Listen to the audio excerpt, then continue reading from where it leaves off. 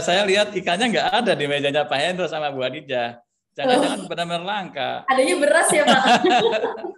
Sebenarnya kalau kita ngelihat data konsumsi ikan di Indonesia itu yang paling banyak produksinya itu yang pertama adalah nila, yang kemudian yang kedua itu lele, dan yang ketiga itu adalah bandeng. Ingat teman, ingat kawan, ayo makan ikan, tubuh sehat kuat, kuman menjauh dari kita.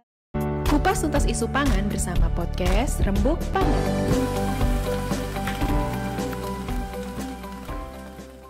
Halo, selamat sore sahabat POI semuanya dimanapun berada. Waalaikumsalam warahmatullahi wabarakatuh. Kenalan dulu kali ya Pak kita Pak. Ya. Kenalkan, saya Adija dari program Food Bank of Indonesia, dan di sini ada Pak Hendro Utomo. Silakan Pak, perkenalkan diri. Saya Hendro Utomo. Pak Erwin, apa kabar? Bu Dwi, punya Eli, apa kabar semua? Hendro Utomo dari Food Bank of Indonesia. Halo Bapak Ibu semuanya, ada Pak Erwin, ada Bu Dwi, dan juga Bunda Eli. Semoga semuanya selalu dalam keadaan sehat dimanapun berada. Alhamdulillah. Amin. Salam sehat semuanya. Selamat sore. Di Jogja gimana Bu Dwi? Apakah hujan di sana? Aman, hari ini cuacanya cerah. Ya, karena di Jakarta lagi hujan nih Bu Dwi. Beberapa hari ini ya Pak Erwin dan Bunda Ya, Eli. betul. Depok gimana di Depok? Sama Mbak, saya masih di kantor nih. Oh iya, kita semua masih di kantor ya. Semoga semuanya selalu dalam keadaan sehat selalu Bapak Ibu semuanya. Amin. Terima kasih sebelumnya atas kesediaannya untuk hadir di acara podcast Rembuk Pangan Indonesia edisi Hari Gizi Nasional 2022. Terima kasih sebelumnya. Ya, saya suruh ngomong, saya nemenin Khadijah di sini. Balik, Pak. Jadi saya ikut aja. Baik, mungkin saya buka dulu ya Pak ya dengan kenapa sih kita mengadakan podcast Rembuk Pangan Indonesia edisi Hari Gizi Nasional 2022. Karena memang isu dengan tema yaitu ikan untuk anak dan upaya cegah stunting ya Pak. Karena memang isu stunting ini masih menjadi isu prioritas dari negara Indonesia itu sendiri. Dan kita tahu bahwasannya stunting ini sekarang memang sudah menurun gitu ya di angka 24,4%, tapi masih jauh dari target nasional Pak, yaitu 14%. Padahal sebenarnya solusinya nih ada di sekitar kita ya Pak Hendro ya, di mana Indonesia sendiri merupakan negara maritim dengan kekayaan hasil lautnya yang sangat melimpah, dan itu sebenarnya adalah sumber protein yang baik buat anak-anak, terutama untuk anak-anak yang mungkin stunting atau sebagai upaya pencegahan bagi anak-anak agar tidak terjadi stunting seperti itu ya Pak. Solusinya ada di sekitar kita juga. Betul Pak. Ada di Pak Erwin, ada di Bu Dwi, ada di Bu Eli. Betul Pak, sinergitas ya Pak dari semua pihak untuk mengatasi isu stunting ini sendiri dan memberdayakan pangan lokal yang ada di sekitar kita semuanya seperti itu. Nah mungkin tadi baru sapa-sapa, tapi kita belum memperkenalkan narasumber kita nih Pak, yang hebat-hebat yang ada di sini hari ini. Mungkin bisa saya sapa. Pertama yaitu ada Pak Erwin Dwiana. Selamat datang Pak Erwin, terima kasih sudah hadir di sini. Pak Erwin adalah Koordinator Promosi Analis Pasar Hasil Perikanan Ahli Madya Kementerian Kelautan dan Perikanan Republik Indonesia. Terima kasih Pak Erwin sebelumnya. Ya. Terima kasih atas undangannya. Ya Pak Erwin. Mudah-mudahan sehat Pak Hendro, udah lama nggak ketemu nih. Bukan Dida. Kita setahun Pak ya. Iya setahun, tahun kemarin Pak. Baik, yang kedua izinkan saya memperkenalkan juga yaitu dari Ibu Dwi Larasati Nur Febri. Beliau merupakan dosen dari Fakultas Teknologi Pertanian UGM. Terima kasih Prof. Dwi Febri telah hadir di acara Rembuk Pangan Indonesia hari ini. Sehat selalu Prof. Ya, selamat sore Pak Hendro, Mbak Khadijah. Senang sekali bisa diundang di sini. Selamat sore, di Jogja juga sore ya Bu ya? Cuman beda berapa menit Pak kayaknya. Itu di balik kamera ada yang namanya Ayu ini Bu. Channel FTP juga. Iya, kemarin sudah hubung-hubungan. Iya. Oke, baik. Terima kasih Prof. Dwi atas kehadirannya hari ini. Kemudian yang ketiga, yaitu narasumber kita, ada Bunda Eli Farida, yaitu beliau adalah Ketua Forum Peningkatan Konsumsi Ikan atau Forikan Depok dan juga sekaligus Ketua PKK Kota Depok, ya Bunda Eli. Terima kasih Bunda Eli telah hadir. Assalamualaikum buat semua, salam sehat. Waalaikumsalam warahmatullahi wabarakatuh. Jadi konsumsi ikan untuk anak-anak di Depok tinggi ya Bu ya? Saya udah mulai. Karena sudah ini ada yang memastikan itu sampai Pak ke anak-anak, yaitu Bunda Eli dan teman-teman dari Forikan wilayah Depok. Terima kasih Bunda Eli sebelumnya. Baik Pak Hendro, Bapak bisa deketin sedikit tadi suaranya. Suaranya hilang ya. Bunda Eli mungkin sudah tahu ya Bu ya, karena kalau saya dengan Pak Erwin itu kerja bareng untuk promosi ikan. Tapi karena pandemi kemarin baru terlaksana di akhir-akhir tahun ya Pak Erwin ya. Ya, betul. Mulai lagi di 2022 ini, mudah-mudahan nggak cuma promosi aja, nanti kalau anak-anaknya udah dengar kalau ikan itu bagus, kemudian rasanya enak, udah nyicipin, tapi pas cari-cari susah. Nanti kita bisa bisa lebih jauh lagi supaya ikannya nanti bisa lebih terjangkau. Kita regulasi sederhana. Nanti kita bantu Bu Eli, kita kerja bareng juga Bunda Eli ya. Suara Pak Hendro kayaknya kurang jelas ya Pak. Kayaknya dideketin aja Pak. Saya nggak menangkap semua tuh apa tadi yang disampaikan. Apa Kalau ini, saya ya? Kalau ini jelas Bu. Oke, agak mending ya. Ini beneran atau cuma? Gini Pak. Oh, oke. Sudah ada dari sini Pak. Kalau sekarang gimana Bu? Kedengaran nggak? Ya, agak lumayan lah ya. Ya. Lagi Pak sore Pak. Oke, tadi saya mancing-mancing Pak Erwin karena kita udah kerja bareng kemarin di akhir tahun, gitu. Tapi nanti 2022 ini Insya Allah semuanya akan lebih lancar, lebih baik, sehingga kita juga bisa mendorong ya iwa ikan untuk anak di daerah Depok ya Bu ya. Iya. Depok banyak airnya. Banyak situ.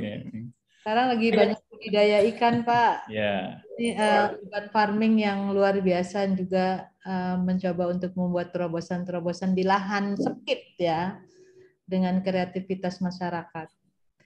Kalau di PKK ya P2L, program perumahan pangan lestari. Ya, yang kita dorong agar mereka juga bisa untuk pemenuhan makanan anak-anak dari apa yang mereka mereka pelihara, mereka budidayakan.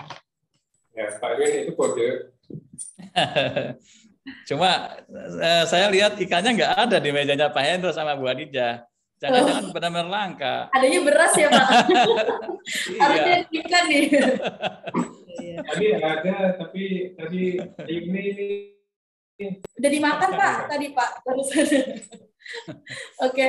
Mungkin kita bisa mulai ngobrol-ngobrol nih Pak ya dengan tadi udah ngobrol sih sebenarnya gitu, tapi mungkin yang lebih spesifik nih terhadap apa yang sedang kita hadapi sekarang, kemudian yang terjadi di masyarakat, dan tadi mungkin Pak Hendro sempat sampaikan bahwa mungkin akses, nggak semua orang nih punya akses yang sama ya Pak ya terhadap ikan khususnya bagi masyarakat, terutama kelompok anak-anak seperti itu. Dan sebenarnya kan Pak, negara Indonesia ini kan kita kenal sebagai negara maritim dengan hasil kekayaan ikan yang luar biasa, tapi terkadang mindset di masyarakat gitu ya Pak ya, yang bagus tuh hanya ikan-ikan yang mahal gitu ya, seperti ikan salmon, ikan tuna. Padahal kan sebenarnya ikan-ikan yang ada di sekitar kita itu ya seperti tadi Bu Eli bilang ya, dari tambak-tambak kecil dekat rumah itu juga sebenarnya memiliki nilai gizi yang nggak kalah dari salmon dan lain-lainnya seperti itu. Dan mungkin kita bisa mulai dari Bu Dwi Larasati, dari Prof. Dwi. Kira-kira menurut Prof. Dwi, apakah jenis ikan apa nih Prof yang kira-kira mungkin sebenarnya mudah dijangkau dan baik untuk anak-anak seperti itu, Prof? Baik, terkait dengan jenis ikan apa sih yang terjangkau dan cocok untuk anak-anak gitu ya. Sebenarnya kalau kita ngelihat data konsumsi ikan di Indonesia itu yang paling banyak produksinya itu yang pertama adalah nila, yang kemudian yang kedua itu lele, dan yang ketiga itu adalah bandeng. Dan kebetulan 3 jenis ikan ini juga adalah ikan yang mudah diperoleh karena banyak dijajakan juga di warung-warung kecil gitu ya, sehingga produktivitasnya juga tinggi. Kemudian permintaannya juga tinggi gitu ya, sehingga memang ini yang paling banyak dikonsumsi oleh masyarakat gitu. Dan dari segi harga pun 3 jenis ikan ini relatif jauh lebih terjangkau dibandingkan dengan jenis sumber protein yang lainnya gitu. Oke, berarti tadi sebenarnya ada ikan nila, lele, sama bandeng yang mungkin di pasaran Indonesia lebih mudah ditemukan gitu ya. Bahkan di pasar biasa lah di sekitar kita itu bisa ditemukan seperti itu. Baik, terima kasih Dokter. Boleh dong Pak. Langsung aja Pak. Ini konsepnya santai Pak. Oke. Jadi ini tadi kan nila, lele, sama bandeng. Itu kuncinya dari mana? Kuncinya pada harga, pada ketersediaan, atau pada rasa? Oke, kalau kita melihat availabilitas terlebih dahulu, melihat ke masyarakat, tentu masyarakat itu akan sangat mempertimbangkan dari segi harga. Dan kita tahu bahwa lele ini adalah ikan yang paling murah ya, hanya sekitar, kalau di tempat saya itu masih 27 per kilo kayaknya. Tergantung besar kecilnya, ada yang lebih besar lebih mahal gitu ya, dan isinya juga kan berbeda gitu. Nah, jadi dari 27.000 per kilo itu kan sudah sangat murah sekali dibandingkan jenis sumber protein yang lain, misalnya ayam, daging gitu kan, mungkin hampir sama dengan telur ya, karena tapi kemarin telur sempat naik kan, bahkan harganya lebih mahal daripada lele gitu kan. Jadi yang pertama mungkin saya pikir untuk menarik minat masyarakat, yang pertama itu dari harga. Kemudian dari segi rasa sekalipun 3 jenis ikan ini bukanlah jenis ikan yang sangat amis gitu. Jadi dia sangat mudah diolah dan rasanya itu sangat mudah diterima oleh anak-anak juga begitu. Berarti yang terutama itu dari segi harga ya Pak ya, keterjangkauan itu, dan satu lagi diikuti oleh rasanya yang memang menarik bagi anak-anak. Jadi kalau dari segi harga kan mungkin menarik untuk orang tuanya gitu ya, dari segi rasa menarik untuk anak-anaknya. Dan ini kan tawar semua ya. Iya, karena memang kita untuk ketersediaan di masyarakat itu sepertinya lebih mudah dijangkau ikan-ikan air tawar dibandingkan dengan ikan air laut gitu. Tapi proteinnya sama ya, Bu? Terkait dengan protein sebenarnya tidak berbeda nyata ya. Ini juga sangat dipengaruhi oleh berapa banyak jumlah yang kita konsumsi gitu. Kalau kita misalnya kita tahu salmon proteinnya lebih tinggi gitu ya dibanding lele, tetapi karena harga salmon mahal sehingga yang kita konsumsi cuma secuil-cuil kan sama aja gitu kan. Lebih baik kita memilih dalam kuantitas yang mencukupi untuk kebutuhan protein kita begitu. Tadi kalau disebut salmon, itu nanti ada Pak Erwin itu ya. Tugasnya Pak Erwin nih. Oke, berarti kalau kita bisa bilang ya sebenarnya ikan-ikan yang ada di sekitar kita itu yang nggak kalah gitu ya dari segi gizinya, asalkan itu dari segi kuantitas atau banyaknya itu mencukupi untuk kebutuhan kita sehari seperti itu. Kalau nggak kalah nanti biar Pak Erwin aja. Oh iya Pak, kita nanti abis ini colek Pak Erwin Pak. Iya. Waduh. Siap. Nanti saya tidur nanti kalau nggak ditanya. Oh tenang Pak, masih banyak Pak, masih banyak pertanyaan. Iya. Oke, terima kasih Dr. Dwi. Baik Jadi Pak. Pak Erwin ikhlas nggak soal salmon itu Pak Erwin? Ini kenapa kok di banyak kalangan salmon itu menjadi favorit? Ya, begini Pak. Pertama mungkin mindset ya, mindset masyarakat kita ini kan kalau itu ya kita bicara merek brand luar itu kayaknya lebih apa membanggakan lah seperti itu. Ini mindset yang mungkin masuk juga ke beberapa lini ya, termasuk kopi juga kan. Sebenarnya kopi yang apa namanya, yang mereknya SB itu kan sebenarnya kopi-kopi kita juga gitu. Cuman ketika itu brandnya SB jadinya lebih keren gitu seperti itu. Nah, itu yang pertama. Kemudian yang kedua, masyarakat kita ini kan selalu mengikuti ya apa ketika itu viral itu ya sudah berbondong-bondong lah. Artinya tanpa melihat itu kontennya apa ya sudah diikuti. Jadi seperti yang mungkin banyak di berbagai kasus lah seperti itu. Netizen katanya yang maha yang maha kuasa katanya.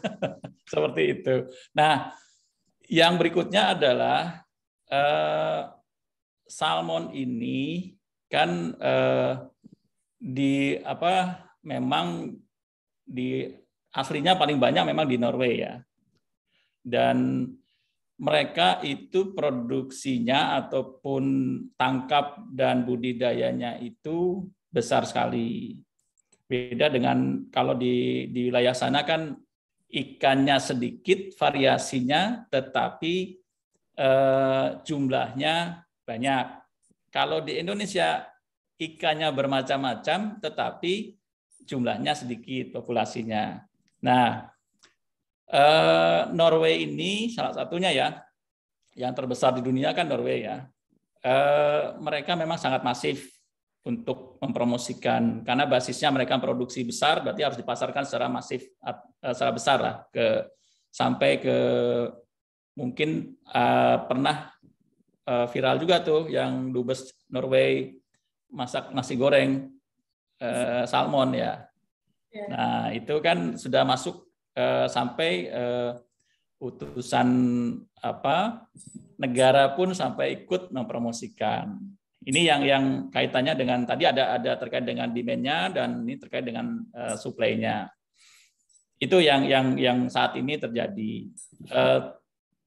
Tetapi kita tahu bahwa ada sebenarnya ikan yang bisa mengalahkan salmon, ikan kembung. Ikan kembung ya. Ikan kembung masuk angin. Tapi ikan kembung dan ikan bandeng. Itu proteinnya itu favorit saya itu sejak kecil itu. Dan itu proteinnya lebih tinggi dibandingkan salmon. Bagus. Nanti Prof Dwi mungkin bisa menjawab. Nah, memang kalau tadi mungkin disampaikan Prof Dwi terkait dengan pemilihan atau preferensi dari konsumen itu kan lebih memang pada harga. Itu sudah pasti harga. Dimanapun harga itu menentukan lah, artinya laku atau tidaknya. Kalau mahasiswa kan murah, waras-warak gitu kan. Jadi seperti itu. Nah, memang ikan air tawar atau budidaya itu lebih mudah ya untuk dikontrol dan juga lebih mudah untuk mungkin produksinya dibandingkan ikan air laut ya. Ada musim penangkapan, kemudian ada juga kaitannya dengan sistem rantai dingin untuk logistik mulai dari pelabuhan misalnya pendaratan sampai ke pasar dan sebagainya butuh effort yang tinggi. Tetapi kalau budidaya, ikan-ikan budidaya tadi sudah disampaikan itu lebih mudah karena di budidaya di dalam ember pun bisa gitu, budidaya ember itu. Atau dengan terpal, betul. Jadi sebenarnya supply itu memang tidak hanya kita menunggu atau membeli di pasar ataupun mungkin di supermarket, tetapi bisa juga diusahakan sendiri. Jadi itu poinnya terkait dengan salmon dan juga beberapa ikan lokal. Kalau ikan tawar dengan ikan laut itu kandungan gizinya bagaimana ya? Ya, nanti mungkin Prof. Dwi ya yang ahlinya, saya sih cuma ahli di ikannya saja. Jadi kalau yang pernah saya baca di literatur, kalau dari sisi protein ya hampir sama tingginya ya. Di beberapa jenis ikan itu ada yang ikan lautnya tinggi proteinnya, ada yang juga mungkin rata-rata sama. Nah, kalau di di ikan laut itu paling tinggi proteinnya adalah ikan jenis tongkol, tuna. Sementara yang di air tawar yang pernah kami baca di beberapa literatur itu ikan gabus, belut, itu tinggi proteinnya.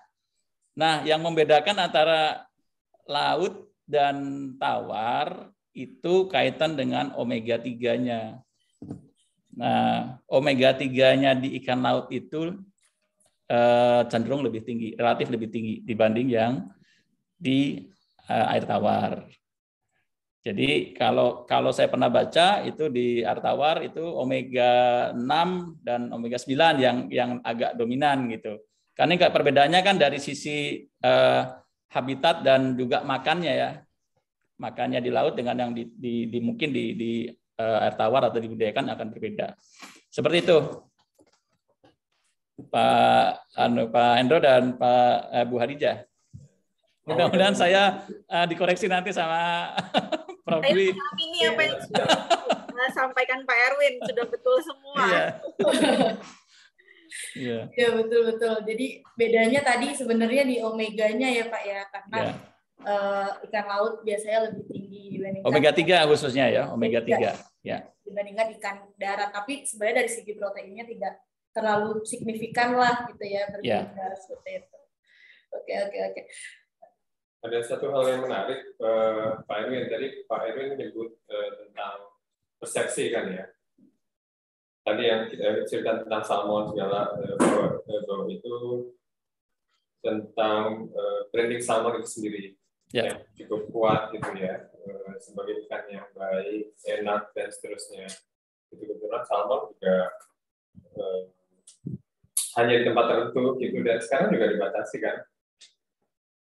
Ya, hanya dibatasi kan produksinya, penangkapannya juga dibatasi kan, sehingga harganya juga mahal. Selain kirimnya ke Indonesia misalnya, kan menempuh perjalanan yang begitu panjang, itu juga pasti makan biaya. Kemudian kalau kita ngomong soal labeling segala, sekarang orang ngomong soal karbon, segala macam, spiral. Kalau Pak Erwin bilang bahwa orang kita itu sama sesuatu yang luar negeri, itu sebenarnya menggelitik ya Pak Erwin ya. Barangkali itu karena bertahun-tahun, ada yang bilang karena bertahun-tahun kita dijajah gitu oleh penjajah, sehingga ada satu sindrom yang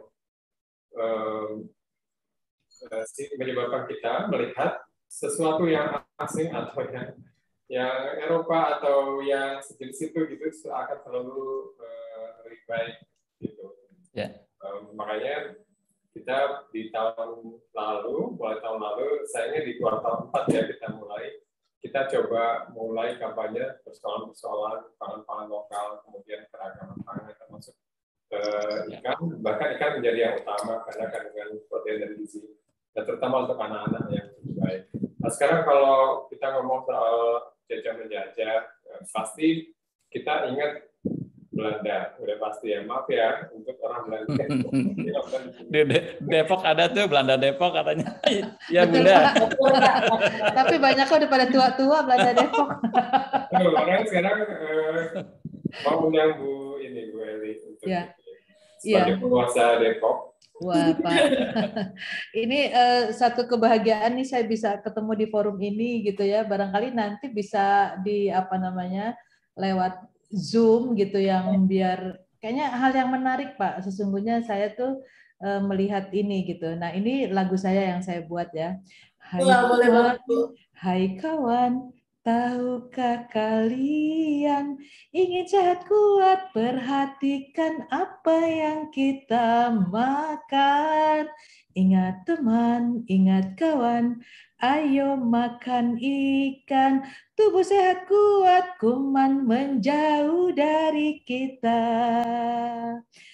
Ikan kaya protein dan gizi, membuat cerdas dan berprestasi. Jangan lupa makan ikan agar kuman jauh dan pergi. Ayo makan ikan. Ayo makan ikan. Nah, seiring dengan itu karena memang mungkin saya ex officio itu Bunda Literasi, Bunda PAUD. Ini juga pendukung Desunti Menara Inovasi di Kota Depok adalah